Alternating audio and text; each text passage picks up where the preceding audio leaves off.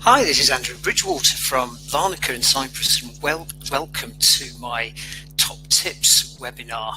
And these tips are taken from the extended edition of Fit for Business, which I'm busy writing out here in Cyprus while I'm here.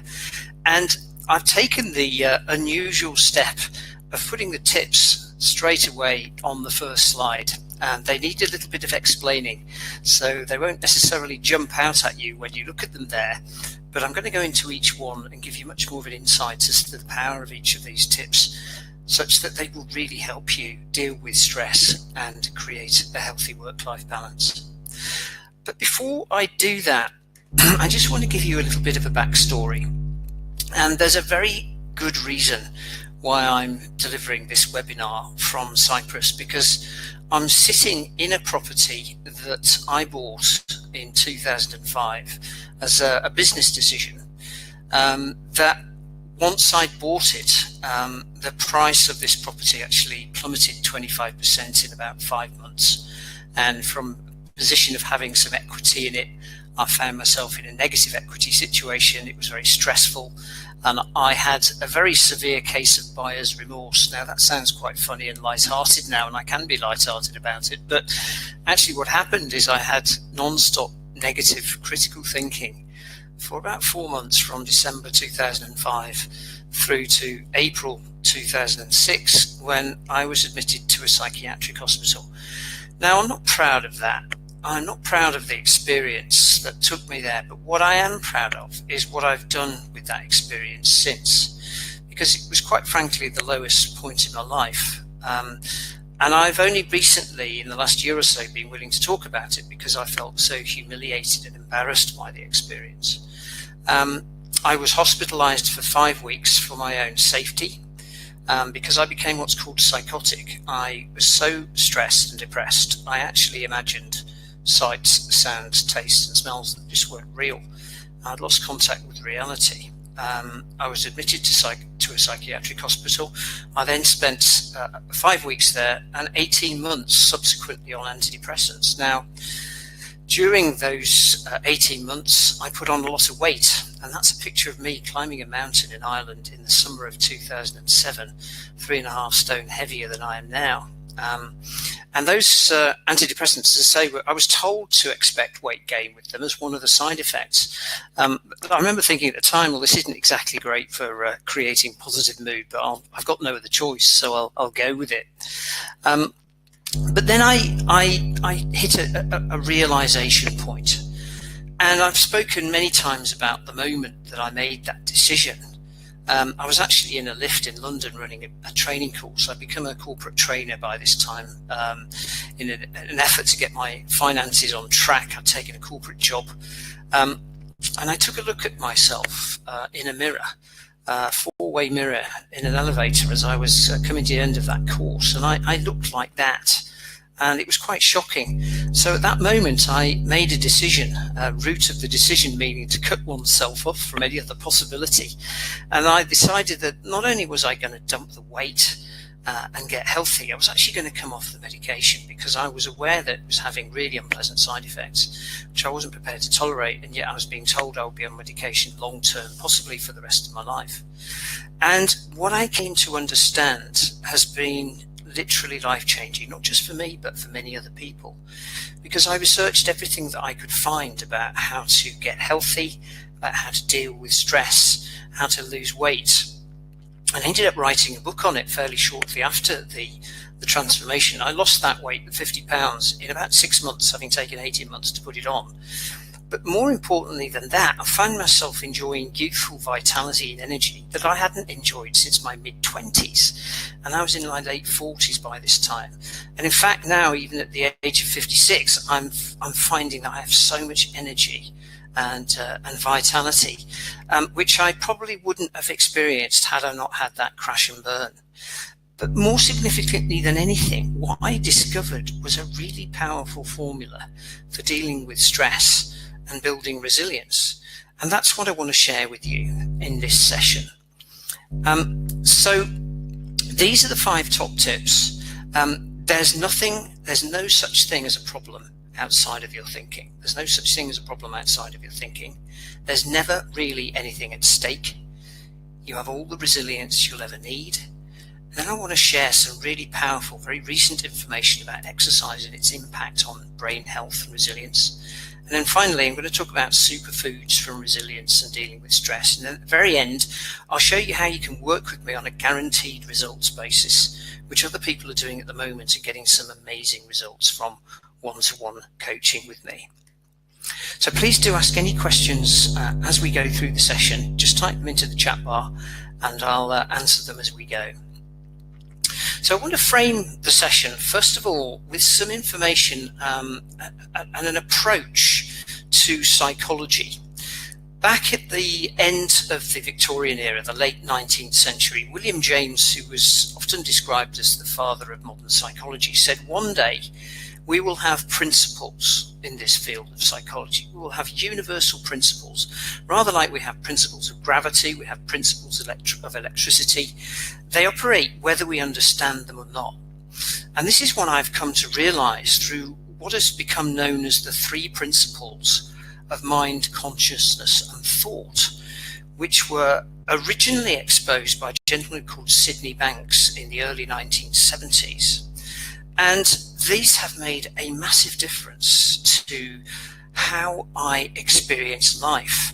And when I've added the lifestyle changes to those that I've talked about, and I will talk about a little bit more as part of this session, and which form the large foundation of the current version of Fit for Business, these create a massive wave of change.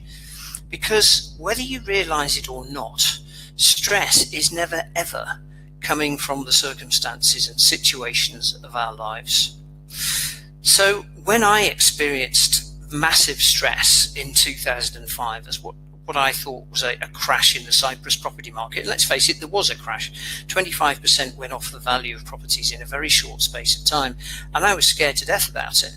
I'd signed an indemnity on the mortgage. I was personally liable. I thought I was seriously in danger of bankrupting myself and my family, and I felt humiliated and embarrassed.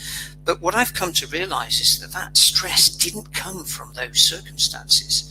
And I can relate to this so clearly now. The stress was coming from my personal thinking, because I can remember churning thinking non-stop, night and day, for 4 months. Why did I buy this property? Why didn't I buy a cheaper property? I always do this. Why couldn't I see that the market was going to crash? It's been going up for years in a row. At some point, it was going to flatten out. I just felt utterly abject and frustrated with myself.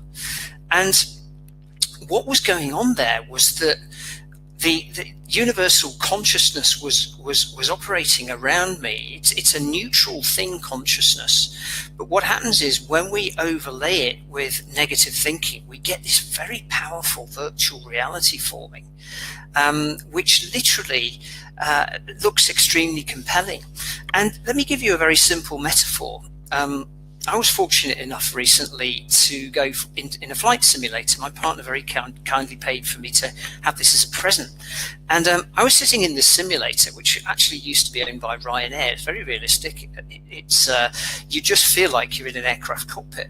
And the captain said, okay, I'm going to give you the controls. I'm going to ask you to land at Larnaca Airport. So we had these visuals around us. It looks very realistic. And I got really nervous because as I was holding all of these controls and trying to think of all the things to do and listen to what the instructor was telling me and looking around me, I was totally bound up in that moment. And yet the truth was that I was safely strapped into a seat in somebody's garage in Luton, for heaven's sake. I was not going to be a danger to myself or anybody else in this situation, but it felt so real. It felt utterly compelling. And this is what we all do all the time. We're creating our moment-to-moment experience of life through our personal thinking, and it feels so real. But when we know this, when we know the truth of this principle of thought operating through the principle of consciousness, then we realize that it is just a virtual reality illusion of our own creation.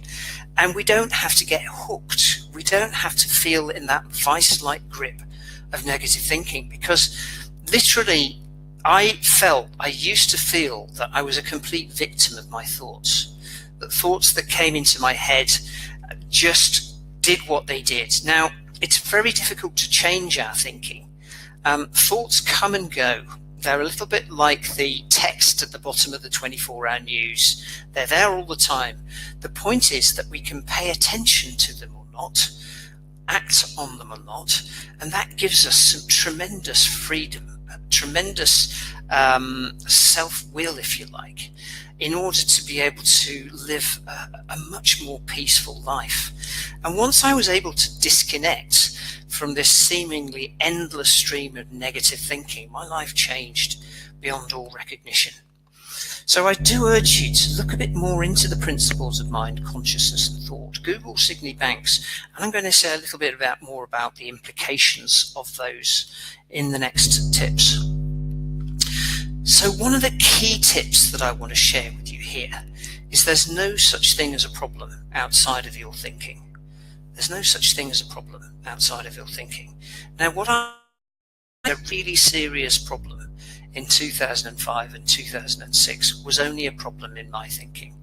And it was only a problem because of my thinking. The market crash here affected everybody who was involved. And in fact, the price of the property that I purchased at that time, 12, 13 years ago, is about half of what I paid for it.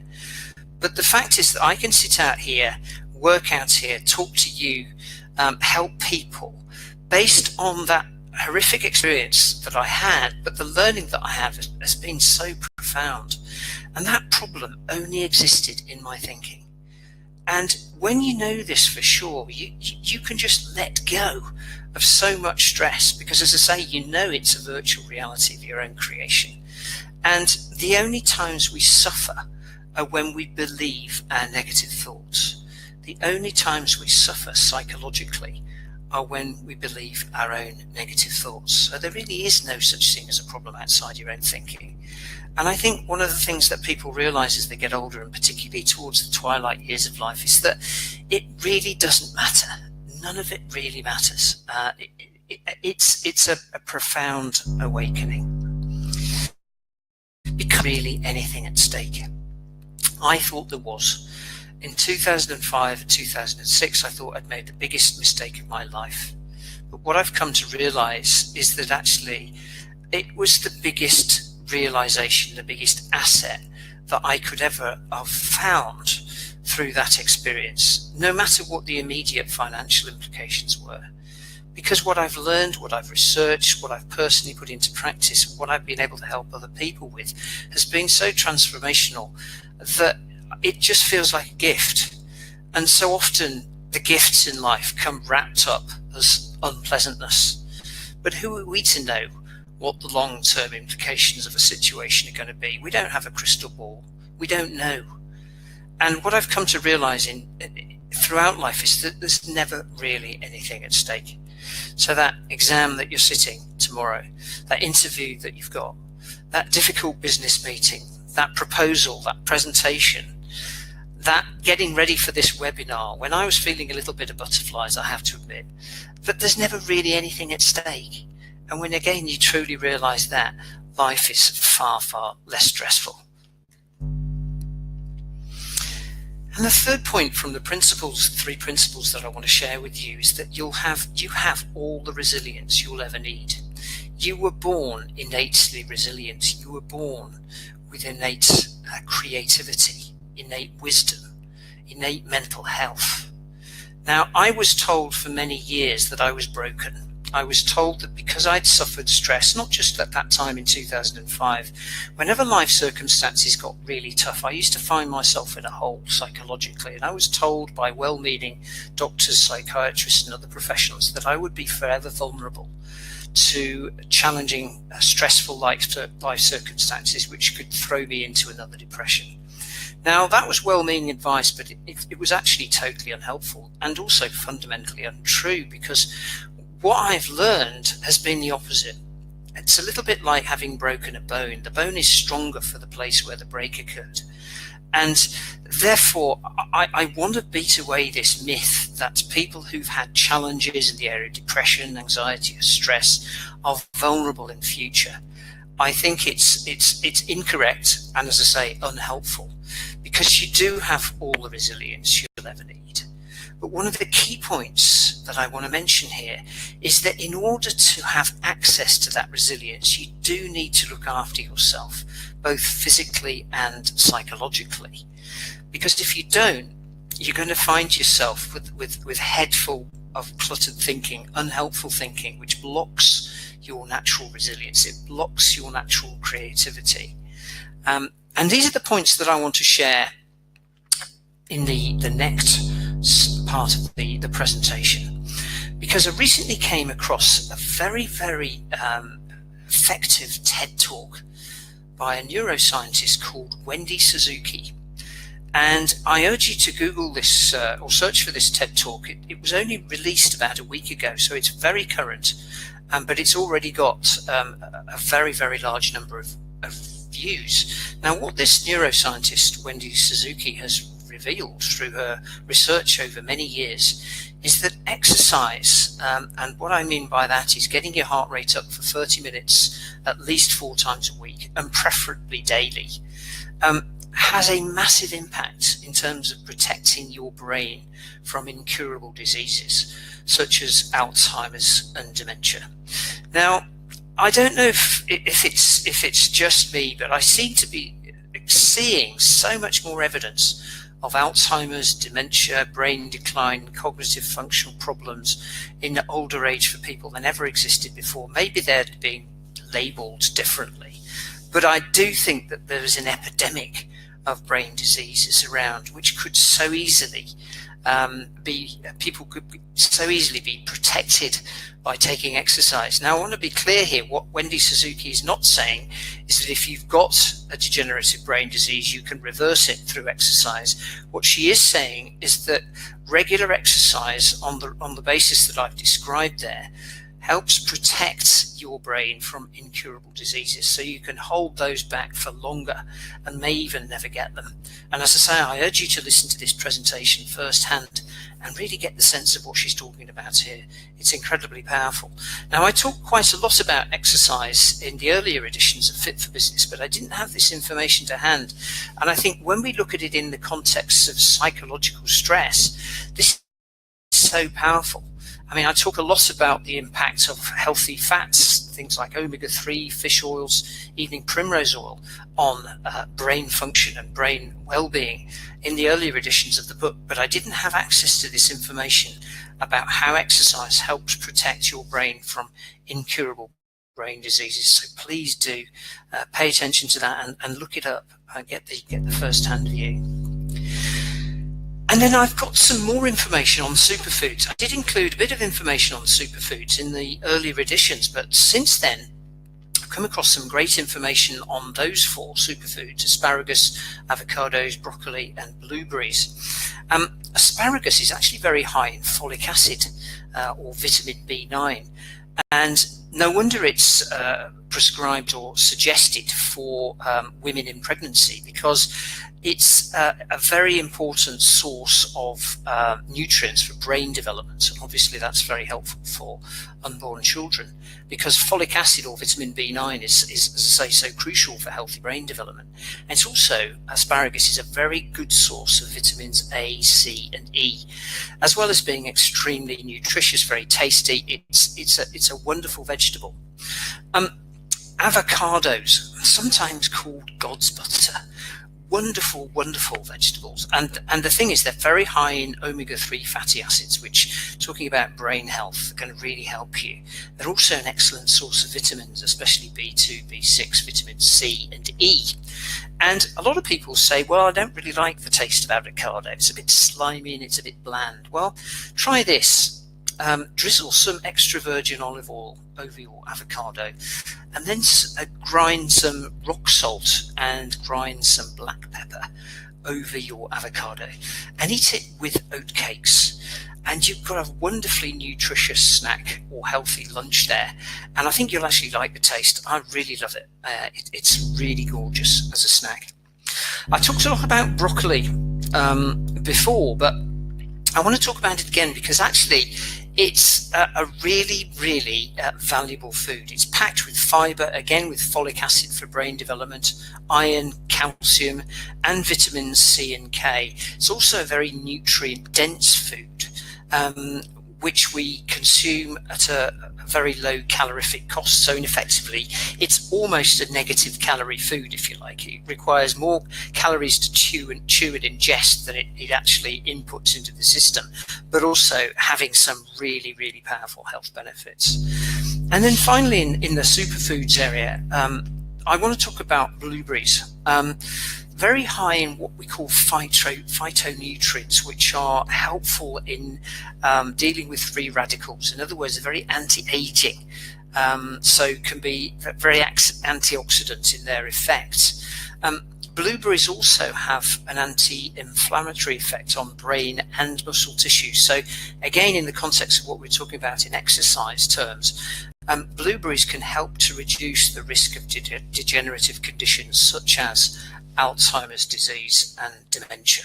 So you can see that in the context of resilience, managing stress at work, these three foods, which you could easily include as part of your healthy snacking regime at work, are really powerful and really helpful in terms of getting you operating on top of your game.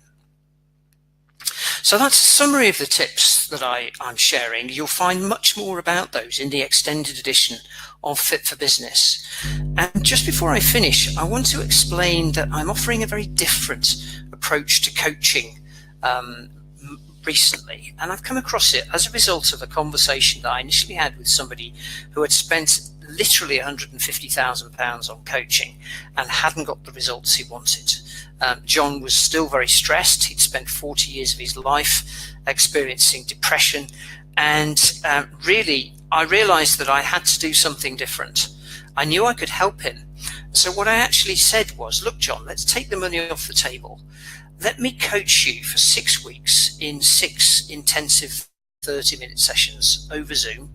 We'll record them so that you can listen to the conversation afterwards, because very often what comes up requires a sort of second listening to really fully understand, fully get the insights that John was having. And you can decide at the end of that whether you want to pay me or not, and if you do, what you want to pay me. Now, it felt like a bit of a gamble, and in truth it was. I was taking the risk, but I also felt that it was unfair that John had been expected to part with very large amounts of money, as I say, well over £100,000, and hadn't got the results that he was looking for in the past. He was still stressed, he was still depressed, and when I listened to the first call that I had with him, the difference between that and the later calls is quite astonishing. So what I'm offering is for 4 clients at any one time. In other words, I can't do this for a very large number of people, but what I will do is I'm going to offer this to up to 4 people at any one time. So what we'll do is we'll get on a coaching call together to see if we're a good fit, because it needs to be a two-way thing, and that's a no obligation session.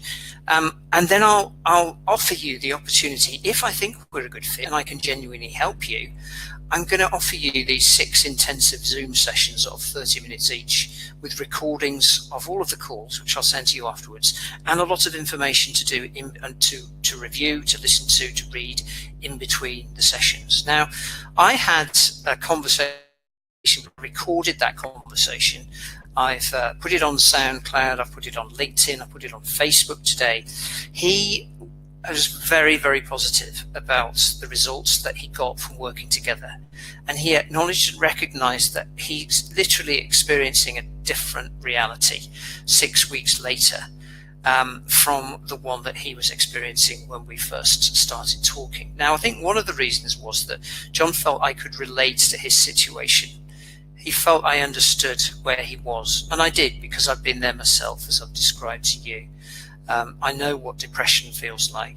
So if you're listening to this and you are feeling depressed, you're quite stressed, you may be feeling a lot of anxiety, you've tried a number of different things, but things don't seem to be working, I do urge you to please reach out for me.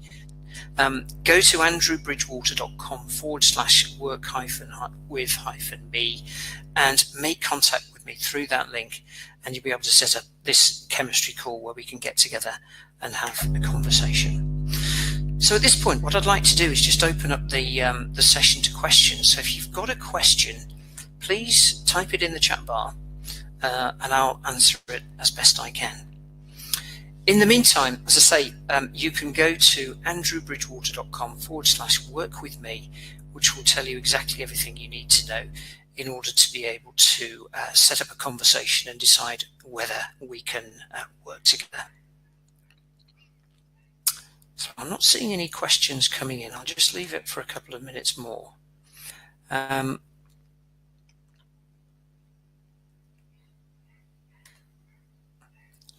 So I think what I'll do is I'm going to close the session.